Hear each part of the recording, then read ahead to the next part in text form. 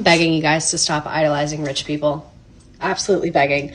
Pookie and Jet, they're having their little girl. He works in private equity dentistry. His whole job is to take existing dentistries and figure out how they can exploit more money from their patients to make a private equity firm richer. That's his whole job. So whenever you see them posting their trips, their designer bags, someone who needed a root canal didn't get it. Around 40 years ago, America embraced an economics of aspiration, and it was packaged in a fancy-sounding philosophy called neoliberalism and the fantasy of being rich. So, how do you do it? First, you have to make sure people see themselves not as civilians, not as a citizen, where things that are good for the whole also benefit them, but as individual consumers.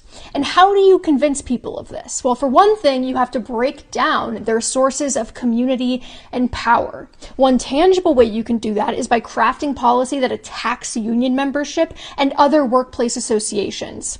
Another way is by making their lives so hard that they actually just don't have time for community or organizing because they are so focused on their own survival. You make the constant threat of layoffs a looming presence, so they are always operating from a posture of fear and competition with others. And this is all crucial because atomized workers have no leverage.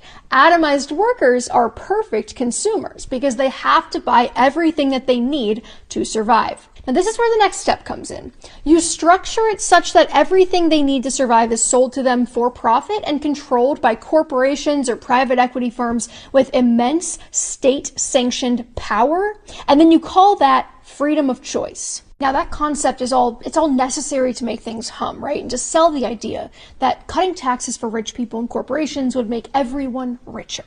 You tell people that this is best because natural market competition will keep prices low, quality will stay high, and good news, then we won't even need the tax revenue from the corporations and rich people anymore. Now after a while, people might start to notice that things aren't actually getting better, so how do you combat that? Well, you have to show them that it's possible to succeed under these circumstances. So what do? You have to create a media landscape that exalts billionaires. You have to put them on panels. You have to put them on magazine covers. You have to make television shows about them. And it's very important to highlight rags to riches stories because these are the exceptions to the rule that help prove the rule. It's also helpful if there's literally anyone in society that has very little power that you can blame these problems on. Now, this might create a little bit of psychic disorientation and spiritual confusion because on some level there's a part of them that's going to recognize that in order for the minority to have that, the majority must have nothing or close to nothing. This is the time when it's very important to double down on the idea of laziness and that people are asking for handouts. Nothing is going to shut them up faster than telling them that they are asking for a handout. But you still have to help them enough that they won't revolt. So what do? Explode the availability of personal debt. You make it so that they have to take out massive loans to afford everything that they need, from their homes to their educations to their medical care.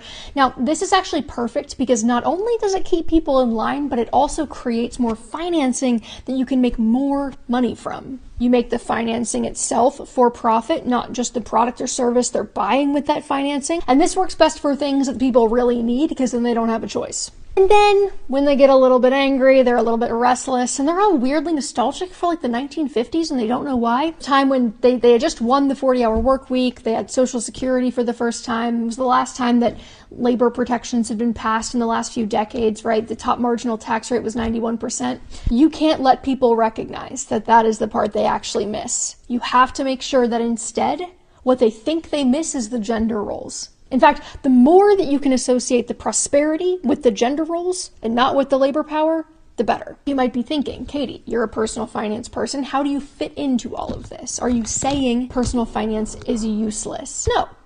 No, in fact, I would say this context that I just laid out is the very reason why personal finance advice has become critical, and that much of what we perceive as personal finance issues are actually just failures of governance. And that we can have much more interesting and fruitful conversations about what is possible and how we move forward from the posture that the fact that you need to have such a deep understanding of how to navigate this financial landscape of booby traps is actually proof of the problem.